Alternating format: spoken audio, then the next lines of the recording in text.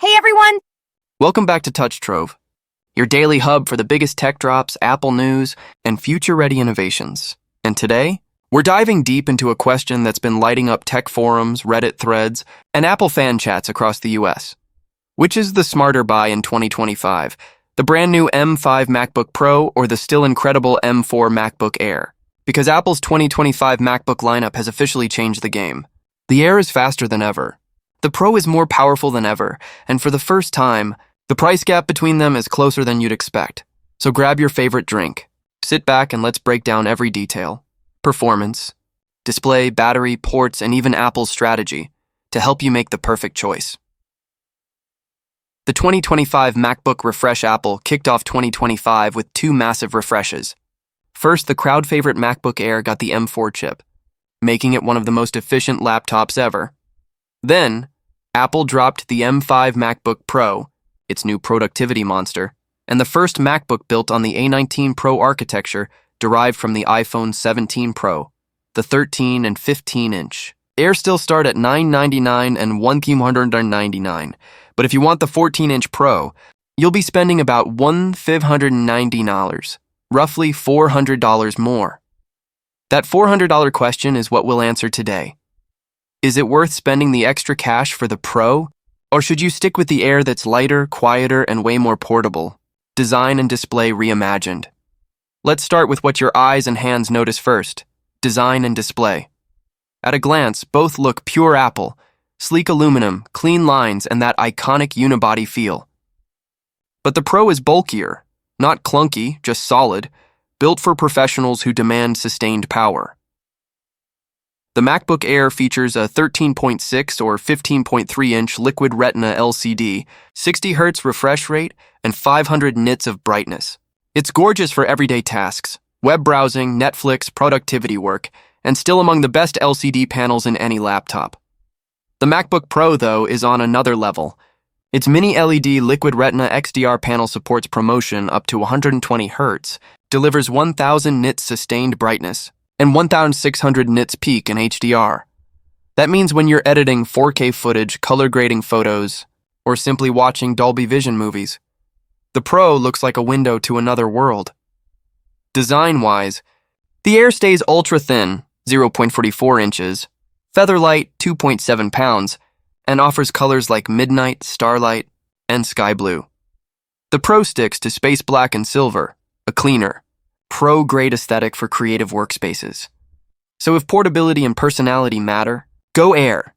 But if display perfection defines your workflow, Pro all the way. Chip wars, M4 versus M5 now to the heart of the war: performance. Apple's M series silicon keeps setting records, and 2025 marks another leap. The M4 in the Air is already a beast, based on TSMC's 3nm N3E process and Apple's A18 Pro architecture. It's blazing fast for everyday tasks: multitasking, photo editing, light 4K video work, and gaming through Apple Arcade. But the M5 chip? It's a monster built for serious power users. Using TSMC's third-generation 3nm process, N3P, it packs a redesigned CPU and GPU architecture with neural accelerators in every GPU core. Here's what Apple claims: 100%. Faster multi-threaded CPU 30%, faster overall. GPU 45%. Faster ray tracing 27.5% higher memory bandwidth, 153 Gbps versus 120 Gbps. In real use, the difference shows up immediately. Apps launch quicker. Large files render smoother. Even AI tools like Adobe Premiere's speech enhancement run 2.9x faster.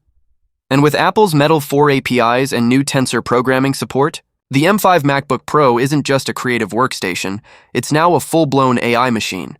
If your workflow includes coding, 3D rendering, AI image generation, or running local LLMs, the M5's neural accelerators deliver the kind of sustained horsepower no fanless laptop can match.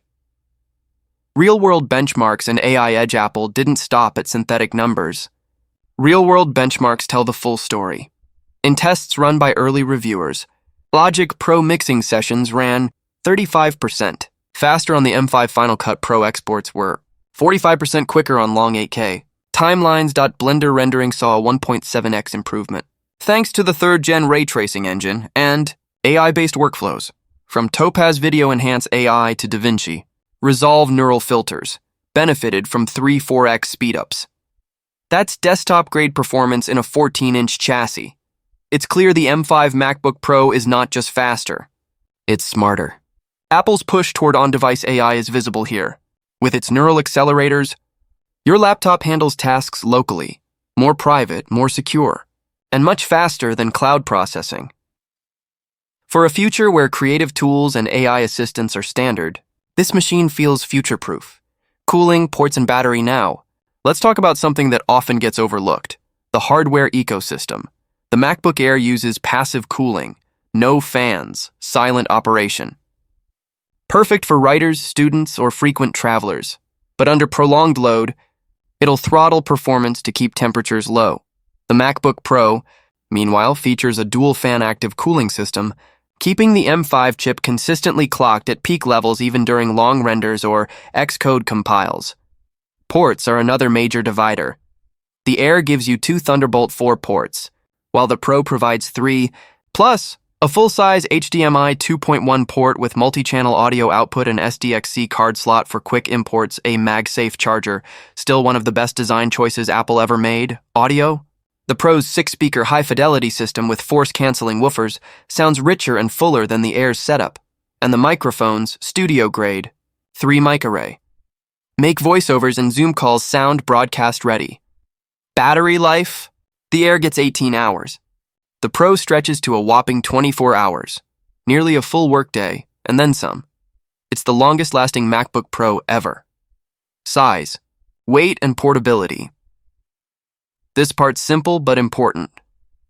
Model height, weight battery, Life 13E, Air 0.44 in 2.7 LEB, 18HR15, Air 0.45 in 3.3 LEB, 18HR14. The Pro 0.61 in 3.4 LB 24. If you commute, travel, or study on the go, the Air feels almost invisible in your backpack. The Pro, while heavier, adds only about half a pound, a fair trade for double the ports, extra cooling, and far longer battery life. And with that space black finish, it just screams professional. Price analysis and value. Now the big question, is the M5 MacBook Pro worth it?